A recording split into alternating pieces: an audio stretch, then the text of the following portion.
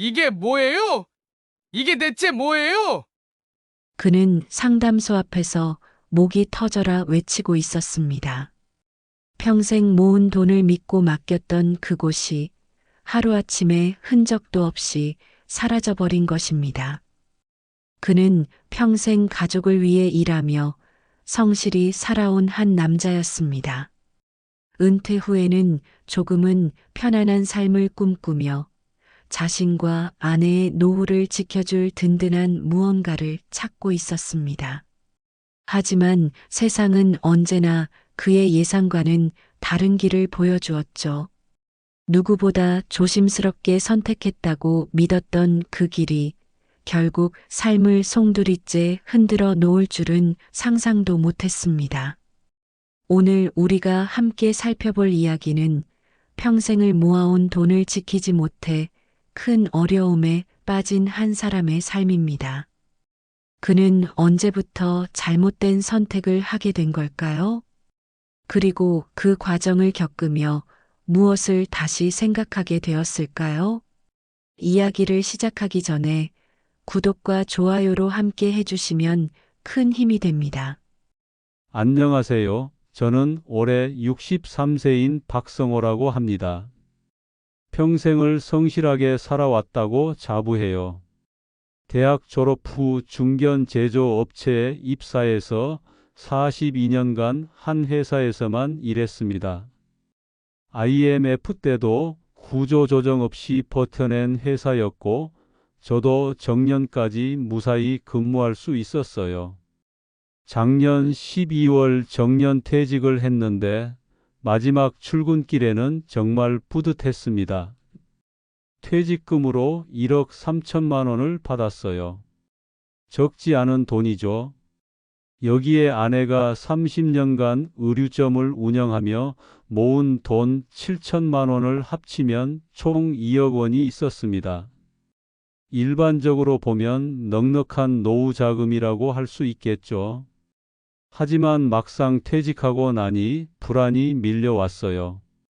국민연금과 퇴직연금을 합쳐도 한 달에 받을 수 있는 돈은 180만 원 정도였습니다. 아내와 둘이 살기에는 빠듯한 금액이에요. 병원비라도 많이 나오면 금세 바닥날 것 같았습니다. 여보, 이 돈으로 언제까지 버틸 수 있을까요? 아내에게 물어봤더니 아내도 같은 걱정을 하고 있었어요. 글쎄요. 건강하게 살면 20년은 더 살아야 하는데. 아내가 한숨을 내쉬며 말했습니다. 가장 큰 걱정은 자녀들에게 짐이 되는 것이었어요. 큰딸은 아직 아이들 교육비로 돈이 많이 들어가고 작은 아들은 결혼 준비로 바쁜 상황입니다. 평생 자녀들에게 도움만 주던 제가 거꾸로 손을 벌리게 될까봐 두려웠습니다. 아버지, 걱정하지 마세요. 저희가 있잖아요.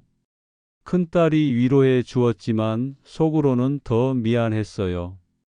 아직 젊은 애들이 부모 걱정까지 해야 하나 싶어서요. 밤마다 잠이 오지 않았습니다. 2억 원이라는 돈이 있으면서도 불안한 제 마음을 이해하시겠어요?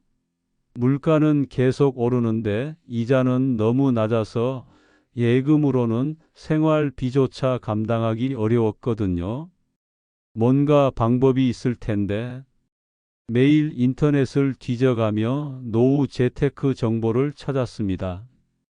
주식은 위험하고 부동산은 이미 너무 올랐고 답답한 마음만 커져갔어요. 그러던 어느 날 아내가 제안했습니다. 여보, 우리 오랜만에 설악산이나 다녀올까요? 신혼여행 때 갔던 곳이잖아요. 그러게요. 요즘 너무 우울하게만 지냈네요. 저도 기분 전환이 필요하다고 생각했습니다. 마음의 여유도 찾을 겸 해서 여행 준비를 시작했어요. 사실 속마음은 달랐습니다. 여행을 즐기고 싶었지만 앞으로 이런 여유를 언제까지 부릴 수 있을까 하는 걱정이 더 컸거든요. 그래도 아내 앞에서는 밝은 모습을 보여주려고 노력했습니다. 며칠 후 저희 부부는 설악산으로 향했습니다. 차를 운전하며 설악동에 들어서는데 마음이 묘하게 설레었어요. 35년 전 신혼여행지였거든요. 그때는 젊은 부부들과 수학여행 온 학생들로 푹적거렸던 기억이 납니다. 여보, 우리 그때 어느 여관에서 묵었죠? 아내가 창밖을 내다보며 물었습니다. 설악장이었나? 기억이 가물가물하네요. 저도 옛 기억을 되짚어 보려 했지만 쉽지 않았어요. 하지만 설악동에 도착한 순간 충격을 받았습니다. 기억 속에 그 활기찬 모습은 온데간데 없고 을씨년스러운 거리만 펼쳐져 있었어요. 예전에 수학여행 학생들로 가득했던 큰 건물들은 대부분 문을 닫았거나 흉물스럽게 방치되어 있었습니다. 어머, 이게 뭐예요? 아내도 당황스러워 했습니다. 간판들은 색이 바래고 깨져 있었고 빈 상가들이 줄지어 서 있었어요. 몇몇 열린 가게들도 손님이 거의 없어 보였습니다. 차에서 내려 걸어보니 더욱 처참했습니다. 한때 번화했을 법한 상가 건물들이 반 이상 비어 있었어요. 임대라는 표시만 덩그러니 붙어 있는 건물들이 눈에 띄었습니다. 아저씨, 여기 예전에 정말 많이 번화했던 곳 맞나요? 지나가던 동네 어르신께 물어봤습니다.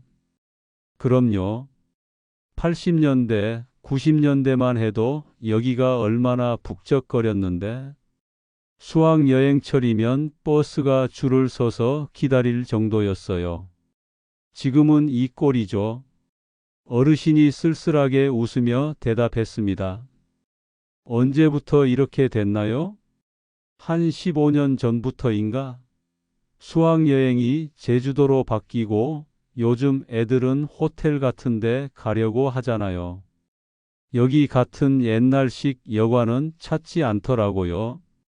이야기를 들으니 가슴이 아팠습니다. 제 신혼 추억이 담긴 곳이기도 했거든요.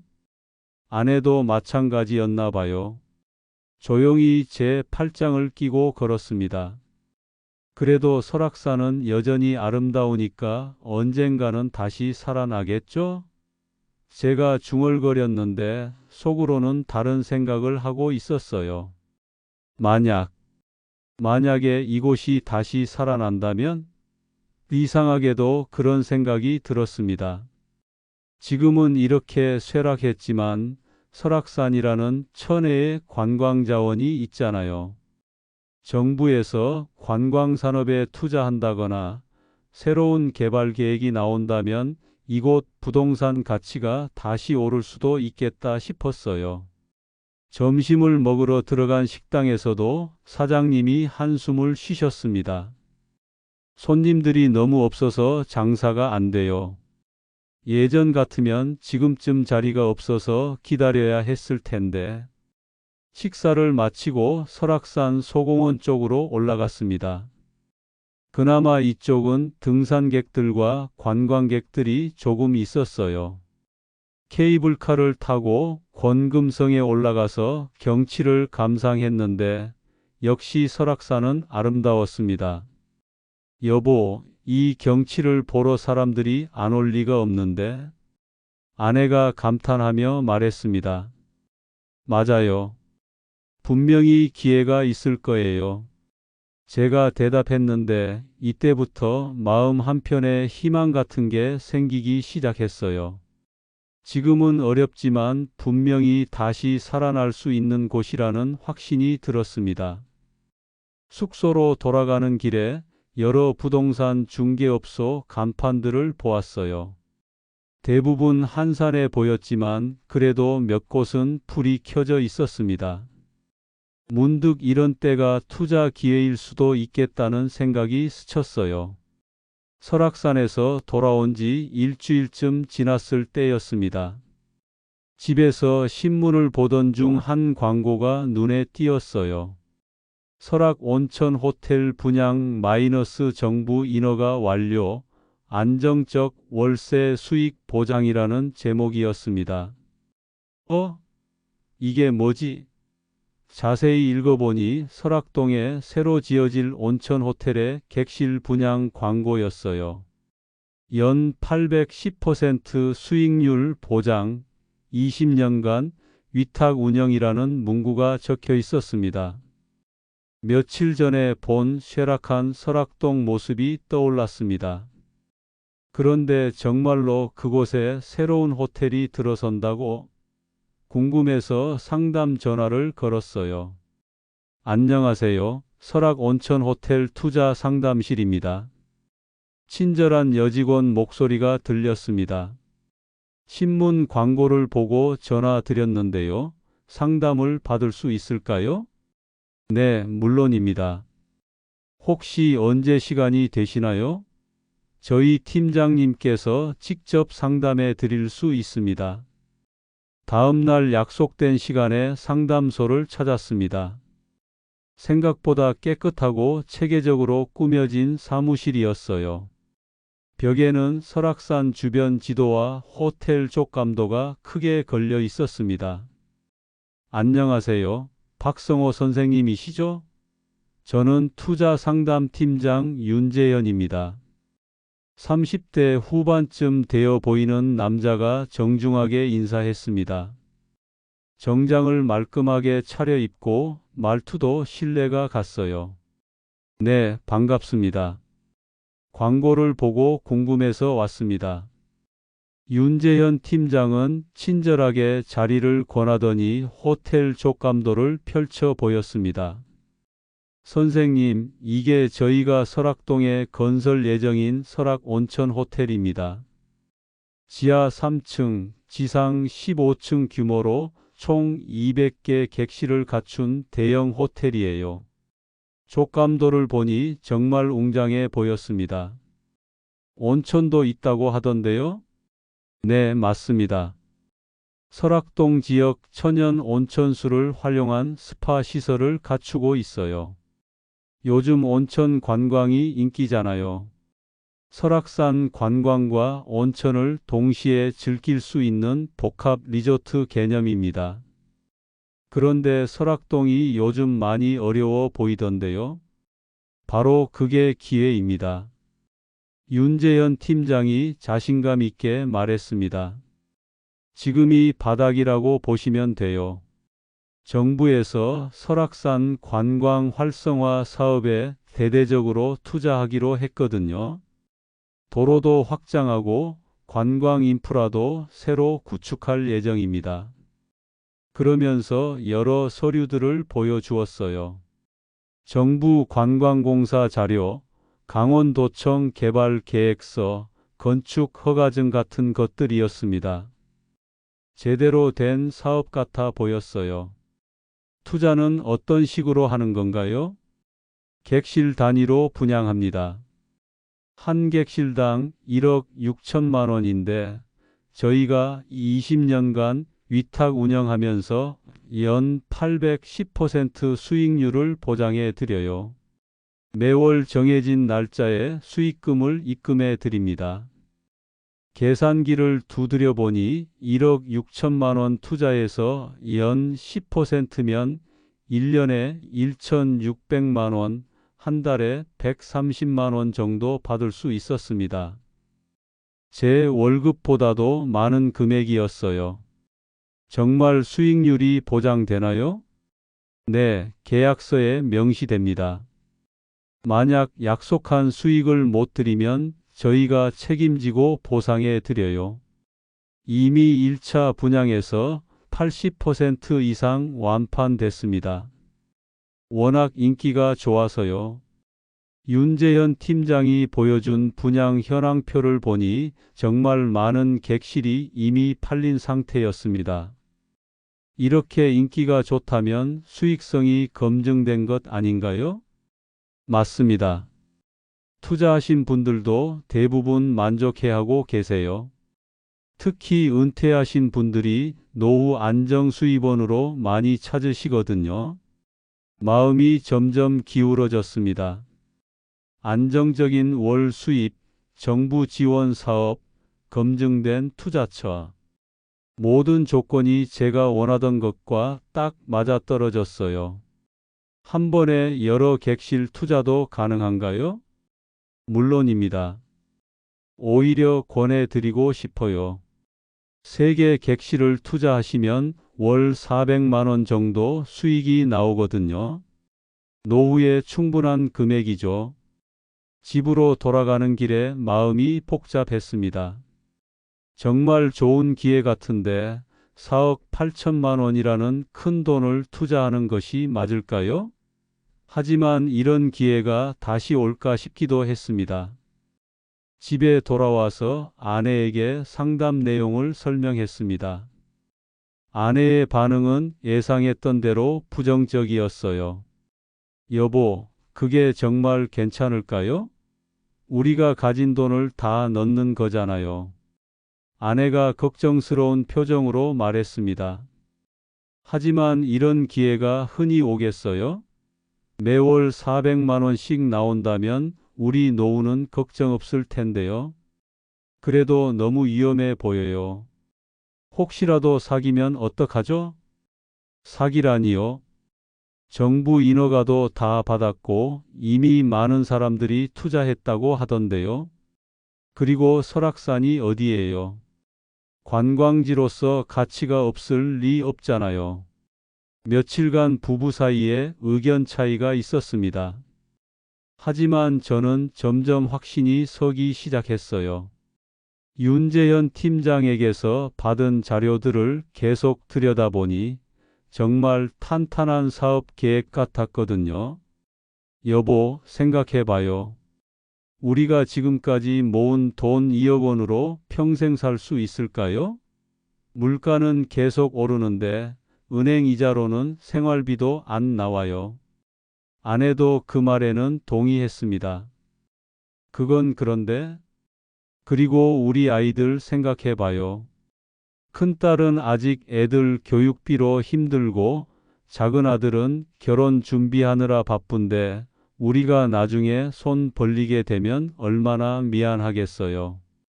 이 말이 아내의 마음을 움직인 것 같았습니다. 아내도 자식들에게 부담 주는 것만은 피하고 싶어 했거든요.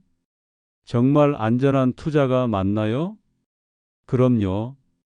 계약서에도 수익률 보장이 명시되어 있고 혹시라도 문제가 생기면 회사에서 책임진다고 했어요. 결국 아내를 설득하는 데 성공했습니다. 다시 윤재현 팀장에게 연락해서 투자 의사를 밝혔어요. 좋은 결정하셨습니다, 선생님. 그런데 투자 금액이 부족하시면 어떻게 하시겠어요? 부족하다니요? 객실 3개면 4억 8천만 원인데 선생님께서 말씀하신 자금은 2억 원이시잖아요. 아, 그게... 순간 당황했습니다. 계산을 잘못했던 거예요. 걱정 마세요.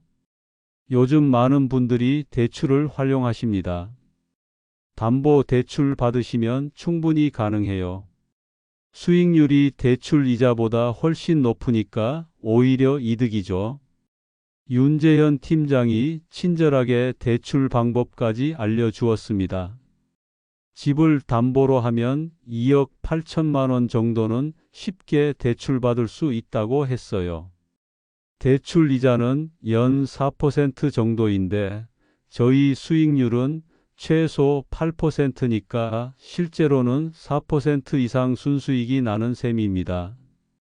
계산해 보니 맞는 말이었어요. 오히려 대출을 받아서 투자하는 게 더 효율적이었습니다. 집으로 돌아와 아내에게 다시 상황을 설명했습니다. 처음에는 대출까지 받아서 투자하는 것에 대해 걱정했지만 수익률과 이자율을 비교해 보니 아내도 수긍했어요. 그래도 무서워요. 평생 빚진 적이 없는데 저도 마찬가지예요. 하지만 이건 투자잖아요. 게다가 수익이 확실하니까 위험하지 않아요. 은행에 대출 신청을 했습니다. 다행히 제 신용 등급도 좋고 집 시세도 올라서 2억 8천만 원 대출 승인이 쉽게 났어요. 대출 서류에 서명할 때는 손이 조금 떨렸지만 새로운 미래에 대한 기대감이 더 컸습니다. 마침내 계약일이 되었습니다. 윤재현 팀장과 함께 계약서를 꼼꼼히 살펴봤어요. 20년 위탁 운영 계약, 연 810% 수익률 보장, 매월 말일 수익금 지급 등이 모두 명시되어 있었습니다. 선생님, 정말 좋은 선택하셨어요. 6개월 후면 호텔이 개장하고 그때부터 매월 수익금을 받으실 수 있습니다. 계약서에 서명하는 순간 새로운 인생이 시작되는 것 같았습니다. 4억 8천만 원이라는 큰 돈을 투자했지만 이제 매월 400만 원씩 받을 수 있다는 생각에 가슴이 뛰었어요. 여보, 이제 정말 걱정 없겠네요. 아내도 계약을 마치고 나니 밝은 표정이었습니다. 그럼요. 우리 마지막 결단이 옳았어요. 저는 확신에 차서 대답했습니다. 계약을 한 지 6개월이 지나자 드디어 설악 온천 호텔이 문을 열었다는 연락이 왔습니다. 윤재현 팀장에게서 온 전화였어요. 선생님, 축하드립니다. 호텔이 성공적으로 오픈했고 다음 달부터 수익금 지급이 시작됩니다. 정말 기다렸던 순간이었어요. 그 다음 달 말일 제 통장에 정확히 380만 원이 입금되었습니다. 약속했던 400만 원보다는 조금 적었지만 윤재현 팀장의 설명으로는 개장 초기라 예약률이 조금 낮았다고 했어요. 선생님, 다음 달부터는 400만 원 이상 드릴 수 있을 겁니다. 벌써 예약이 많이 들어오고 있거든요. 380만 원이라도 충분히 만족스러웠습니다. 대출 이자 90만 원을 빼면 290만 원이 순수익이었거든요. 평생 월급쟁이로 살았던 제가 아무것도 하지 않고 이런 돈을 받다니 꿈만 같았어요. 여보, 정말 신기하네요. 잠자는 동안에도 돈이 들어오는 거네요. 아내도 신기해했습니다. 그 다음 달에는 420만 원이 입금되었어요. 약속보다 더 많이 받은 겁니다. 윤재현 팀장이 전화로 설명했습니다. 설악 온천 호텔이 입소문을 타고 있어요. 온천과 설악산 관광을 동시에 즐길 수 있어서 손님들이 정말 좋아하시더라고요. 세 번째 달에는 450만 원까지 받았습니다. 이렇게 되니 정말 확신이 섰어요. 제가 한 투자가 정말 성공적이었구나 싶었습니다. 여보, 우리 오랜만에 여행이라도 다녀올까요? 아내에게 제안했습니다. 경제적 여유가 생기니 마음도 넉넉해졌거든요. 좋아요. 제주도는 어때요? 예전부터 가보고 싶었는데 오랜만에 부부가 함께 여행을 다녀왔습니다. 제주도 4박 5일 일정으로 좋은 호텔에서 묵고 맛있는 음식도 실컷 먹었어요. 여행비로 200만 원 정도 썼는데도 전혀 부담스럽지 않았습니다. 아버지, 요즘 기분이 정말 좋아 보이세요. 큰딸이 놀러와서 말했습니다. 그럼 투자가 대박 났거든. 매월 400만 원씩 들어와. 정말요? 어떤 투자세요? 자랑스럽게 설악 온천 호텔 투자 이야기를 해줬어요. 큰딸도 감탄하더라고요. 아버지 정말 대단하세요. 저희도 나중에 그런 투자 기회가 있으면 알려주세요. 동네 사람들에게도 자연스럽게 투자 성공담을 하게 되었습니다. 평소 알고 지내던 이웃 어르신께서 물어보시더라고요. 성호 씨, 요즘 좋은 일이라도 있어? 표정이 정말 밝아 보이는데. 사실 투자를 하나 했는데 잘 되고 있어서요. 그러면서 호텔 투자 이야기를 들려드렸습니다. 아이고, 부럽다. 나도 그런 기회가 있었으면 좋겠네. 이웃들의 부러운 시선을 받으니 기분이 더욱 좋았어요. 평생 남들보다 특별할 것 없이 평범하게 살았는데 이렇게 성공적인 투자를 하게 되니 뿌듯했습니다. 그런데 네 번째 달쯤 되니 조금 이상한 얘기들이 들려오기 시작했어요. 같은 호텔에 투자한 다른 분께서 전화를 하셨습니다. 박 선생님, 혹시 호텔 상황에 대해서 들은 이야기가 있으세요? 무슨 이야기요? 글쎄요, 제가 지난주에 직접 가봤는데 예약률이 그리 높아 보이지 않더라고요. 그런데 우리가 받는 수익금은 계속 많아지고 있잖아요. 아, 그거요? 성수기라 그런 것 아닐까요? 여름이니까. 그런가요? 그리고 호텔 시설도 생각보다 좀 미비한 것 같더라고요. 온천 시설 일부가 아직 공사 중이고 조금 찜찜했지만 큰 문제는 아니라고 생각했어요. 수익금은 계속 정상적으로 들어오고 있었거든요. 설령 일부 시설이 미비하더라도 시간이 지나면 개선될 거라고 믿었습니다. 여보, 너무 걱정하지 마세요. 지금까지 한 번도 늦지 않고 입금되고 있잖아요. 아내에게도 그렇게 말했습니다. 그때까지만 해도 저는 정말 성공적인 투자를 했다고 확신했어요. 매월 들어오는 수익금이 그 증거라고 생각했거든요. 다섯 번째 달이 지나고 여섯 번째 달에 접어들면서 뭔가 이상한 일들이 생기기 시작했습니다. 평소보다 수익금 입금이 사흘 늦어진 거예요. 윤재현 팀장에게 전화했습니다. 팀장님, 이번 달 수익금이 아직 안 들어왔는데요? 아, 선생님. 죄송합니다. 호텔 쪽에서 정산이 조금 늦어져서요. 곧 입금해 드리겠습니다. 사흘 후에 입금이 되긴 했는데 금액이 320만 원이었어요. 지난달보다 130만 원이나 적었습니다. 당황해서 다시 전화했어요. 팀장님, 이번 달 수익금이 너무 적은 것 같은데요? 네, 실은 8월 중순부터 태풍 때문에 관광객이 많이 줄었어요. 일시적인 현상이니까 너무 걱정하지 마세요. 그럴 수도 있다고 생각했습니다. 하지만 일곱 번째 달에는 280만 원, 여덟 번째 달에는 250만 원으로 계속 줄어들었어요. 대출 이자 90만 원을 빼면 160만 원밖에 안 남았습니다. 이거 뭔가 이상하지 않아요? 아내가 걱정스럽게 말했습니다. 글쎄요. 비수기라 그런 것 같은데.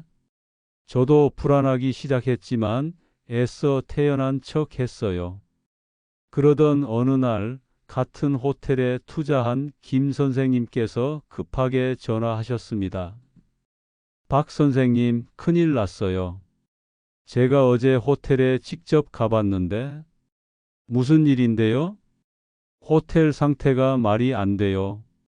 온천 시설은 절반도 완성이 안 됐고 객실도 많은 부분이 공사 중이에요. 그런데 어떻게 이런 수익금이 나올 수가 있죠? 가슴이 쿵 내려앉았습니다. 정말요? 그리고 프런트 직원한테 물어봤더니 예약률이 30%도 안 된다고 하더라고요. 성수기인 여름에도 그 정도였다니까요. 그날 밤 잠을 이룰 수 없었습니다. 아내도 마찬가지였어요. 여보, 우리가 사기당한 건 아닐까요? 아내가 조심스럽게 물었습니다. 아직은 모르잖아요. 하지만 저도 점점 확신이 없어졌습니다. 다음 날 바로 윤재현 팀장에게 전화했어요. 팀장님, 호텔 상황에 대해서 정확히 알려주세요. 다른 투자자분이 가보니 상태가 많이 안 좋다고 하던데요. 현재 일부 리모델링 공사를 진행 중입니다. 더 좋은 시설로 업그레이드 하는 거예요. 그런데 예약률이 30%밖에 안 된다던데요? 그건 잠깐만요. 확인해 보겠습니다. 한동안 침묵이 흐른 후 윤재현 팀장이 말했습니다. 현재 일시적으로 어려운 상황인 건 맞습니다. 하지만 곧 좋아질 거예요. 일시적이라니 언제까지요? 몇 달만 기다려 주시면 됩니다. 겨울 성수기가 되면 스키장 관광객들도 많이 올 거고, 9번째 달에는 200만 원, 10번째 달에는 150만 원이 들어왔습니다. 대출 이자를 빼면 60만 원밖에 안 남았어요. 이건 투자 수익이 아니라 손실이었습니다. 더 충격적인 건 은행에서 온 통지서였습니다. 대출 연장 심사를 받아야 한다는 내용이었어요. 집값이 하락해서 담보 가치가 줄어들었다는 것이었습니다. 여보, 이제 어떻게 해야 해요? 아내가 울먹이며 물었습니다. 일단 좀 더 기다려 봐요. 팀장님이 곧 좋아진다고 했잖아요. 하지만 속으로는 큰 실수를 했다는 것을 점점 깨닫고 있었습니다. 평생 모은 돈과 집까지 담보로 잡혀 있는 상황에서 수익은 계속 줄어들고만 있었어요. 11번째 달, 마침내 최악의 소식이 들려왔습니다. 윤재현 팀장에게 전화해도 받지 않더니 나중에야 짧은 문자가 왔어요. 죄송합니다. 호텔 운영에 문제가 생겨서 일시적으로 수익금 지급이 중단됩니다. 그제야 모든 것이 끝났다는 것을 알았습니다. 윤재현 팀장의 문자를 받은 후 일주일이 지났지만 연락이 전혀 되지 않았습니다. 상담소에 직접 찾아갔더니 문이 굳게 잠겨 있었고 임대 표시만 덩그러니 붙어 있었어요. 이게 뭐예요? 이게 대체 뭐예요? 제가 문을 두드리며 소리쳤지만 아무도 나오지 않았습니다. 급하게 같은 호텔에 투자한 다른 분들에게 연락했어요. 김 선생님부터 시작해서 총 7명의 투자자들과 만났습니다. 모두들 같은 상황이었어요. 저희도 한 달째 수익금을 못 받았어요. 상담소도 사라졌더라고요. 이거 완전히 사기당한 거 아닌가요? 우리는 급히 변호사를 찾아갔습니다. 계약서와 관련 서류들을 가지고 가서 상황을 설명했어요. 일단 법적으로 대응할 수는 있습니다. 하지만 회사가 실제로 존재하는지부터 확인해 봐야겠네요. 변호사가 심각한 표정으로 말했습니다. 며칠 후 변호사에게서 충격적인 소식이 들려왔습니다. 선생님들, 조사 결과 심각한 문제가 발견되었습니다. 먼저 건축허가 서류가 위조된 것으로 보입니다. 위조요? 네. 강원도청에 확인해 본 결과 해당 부지에 15층짜리 호텔 건축 허가가 난 적이 없다고 하네요. 실제로는 5층까지만 허가가 난 상황입니다. 머리가 어지러웠습니다. 그럼 정부 관광공사 자료는 어떻게 된 거죠? 그것도 조작된 것으로 보입니다. 관광공사에서는 그런 투자 계획을 발표한 적이 없다고 합니다. 회사는요? 운영회사는 어떻게 된 거예요? 설악 온천 호텔 운영 주식회사라는 회사는 실제로 등록되어 있습니다. 하지만 자본금이 1천만 원에 불과하고 실질적인 사업장도 없는 유령회사나 다름없어요. 모든 것이 거짓이었습니다. 호텔도 온천도 정부 지원 사업도 모두 가짜였던 거예요. 그럼 제가 투자한 돈은 어떻게 되는 건가요? 목소리가 떨렸습니다. 솔직히 말씀드리면 회수가 매우 어려울 것 같습니다. 회사에 남아있는 자산이 거의 없거든요. 집으로 돌아와서 아내에게 모든 상황을 설명했습니다. 아내는 말없이 듣더니 주저앉아 울기 시작했어요. 여보, 우리 어떻게 해요? 집도 담보로 잡혀 있는데. 그때 마침 은행에서 전화가 왔습니다. 박성호 선생님, 대출 상환 연체로 인해 담보물 처분 절차를 시작하겠습니다. 잠깐만요.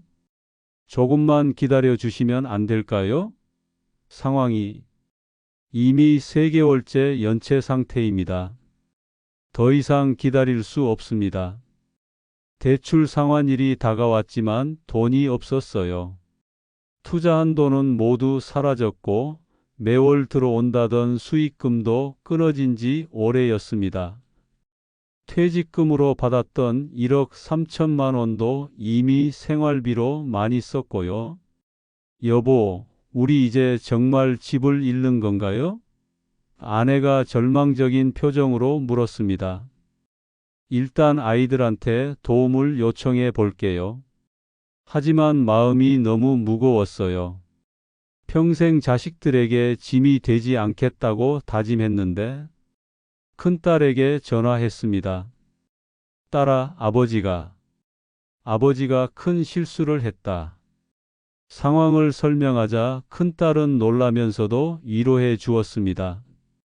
아버지, 일단 진정하세요. 우리가 도울 수 있는 방법을 찾아볼게요. 하지만 큰딸 가정도 여유가 있는 상황이 아니었어요. 아이들 교육비며 대출 상환으로 빠듯하게 살고 있었거든요. 결국 집은 경매로 넘어갔습니다. 38년간 살았던 우리 집이 법원 경매로 팔리는 순간 정말 모든 것이 끝났다는 생각이 들었어요. 여보, 미안해요. 내가 너무 욕심을 부렸어요. 아내에게 사과했지만 아내는 대답도 하지 않았습니다. 당신 때문에 우리가 이렇게 됐잖아요. 내가 그렇게 위험하다고 했는데 결국 아내가 폭발했어요. 40년 결혼 생활에서 이렇게 큰 싸움은 처음이었습니다. 경매 대금으로 은행 대출을 정리하고 나니 손에 남은 돈은 3천만 원뿐이었어요. 4억 8천만 원을 투자해서 3천만 원만 남은 셈이었습니다. 임대 월세로 작은 원룸에서 살게 되었습니다. 63세의 나이에 모든 것을 잃고 새로 시작해야 하는 상황이 되었어요. 모든 것을 잃고 작은 원룸에서 살게 된 지 한 달이 지났습니다. 매일 아침 눈을 뜨면 현실이 믿어지지 않았어요. 60대 나이에 이렇게 될 줄이야. 아내와의 관계도 최악이었습니다. 같은 공간에 있으면서도 서로 말을 하지 않는 날이 이어졌어요. 제가 먼저 말을 걸어봤습니다. 여보, 미안해요. 정말 미안해요. 미안하다고 해서 뭐가 달라져요? 아내가 차갑게 대답했습니다. 평생 모은 돈도 집도 다 날렸는데 할 말이 없었습니다. 모든 게 제 잘못이었으니까요. 그렇게 한 달을 보내고 나니 더 이상 이럴 수는 없다는 생각이 들었어요. 나이가 많다고 해서 포기할 수는 없잖아요. 뭐라도 해야 했습니다. 구인 광고를 뒤져가며 일자리를 찾기 시작했어요. 나이 때문에 대부분 거절당했지만 다행히 아파트 관리 사무소에서 주차 관리 일을 할 수 있게 되었습니다. 어르신 하루 8시간씩 주 6일 근무하시고 월급은 180만 원입니다. 관리소장이 설명해 주었어요. 네, 감사합니다. 열심히 하겠습니다. 첫 출근 날 형광색 조끼를 입고 아파트 입구에 서는 순간 복잡한 감정이 들었어요. 얼마 전까지만 해도 매월 400만 원씩 받으며 여유롭게 살았는데 이제는 하루 종일 서서 일해야 180만 원을 받는 신세가 되었으니까요. 하지만 이상하게도 며칠 지나니 마음이 조금씩 편해졌습니다. 비록 적은 돈이지만 제 손으로 직접 번 돈이라는 생각이 들어서요. 아저씨 고생하세요. 아파트 주민들이 인사해 주실 때면 기분이 좋았어요.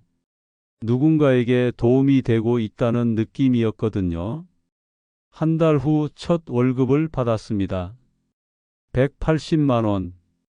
투자 수익으로 받던 돈에 비하면 적었지만 이 돈이 훨씬 소중하게 느껴졌어요. 여보, 월급 받았어요. 집에 와서 아내에게 말했습니다. 고생했어요. 아내도 조금씩 마음이 풀리는 것 같았어요. 제가 포기하지 않고 일하는 모습을 보면서 조금은 이해해 주는 것 같았습니다. 여보, 앞으로는 이런 일 절대 없을 거예요. 확실하지 않은 투자는 절대 하지 않겠어요. 이제 와서 그런 말이 무슨 소용이에요. 하지만 그래도 일하는 당신 모습이 훨씬 나아 보여요. 시간이 지나면서 아내와의 관계도 서서히 회복되기 시작했습니다. 둘 다 현실을 받아들이고 새로운 삶에 적응해 가고 있었어요. 예전처럼 다정하지는 않지만 그래도 서로 필요한 말은 하며 지내고 있습니다. 여보, 이제는 욕심 부리지 말아요. 아내가 어느 날 조용히 말했습니다. 네, 알아요. 이제는 확실하지 않은 일에는 절대 손대지 않을 거예요. 가끔 동네에서 만나는 비슷한 나이 어르신들과 이야기할 때가 있어요. 투자 얘기가 나오면 조심스럽게 한마디씩 합니다. 요즘 투자 사기가 많으니까 조심하세요. 너무 좋은 조건 내세우는 건 다 의심해 보시고. 아, 박 선생님도 그런 경험이 있으세요? 네. 쓴맛을 봤거든요. 정말 조심하셔야 해요. 거창한 이야기는 아니지만 제 경험이 조금이라도 다른 분들에게 도움이 되었으면 좋겠어요. 지금은 180만 원이라는 적은 월급으로 아내와 함께 원룸에서 검소하게 살고 있습니다. 예전에 비하면 많이 어려워졌지만 그래도 건강하게 살아가고 있어요. 매일 아침 일어나서 일터로 가는 길에 이런 생각을 합니다. 적어도 속지는 않겠다. 확실하지 않은 건 절대 하지 않겠다. 밤에 잠들기 전에는 아내에게 고맙다는 말을 합니다. 이런 상황에서도 저를 떠나지 않고 함께 해주는 아내가 정말 고맙거든요. 모든 것을 잃고 다시 시작하게 될 줄은 몰랐지만 그래도 살아갈 수 있다는 것만으로도 다행이라고 생각해요. 욕심을 부리지 않고 현실에 만족하며 하루하루 살아가는 것, 그게 진짜 안전한 노후가 아닐까 싶습니다. 혹시 오늘 이야기가 여러분의 마음을 울렸다면 좋아요 한번, 구독 한번 눌러주세요. 당신의 클릭 하나가 다음 영상 제작에 큰 힘이 됩니다. 감사합니다.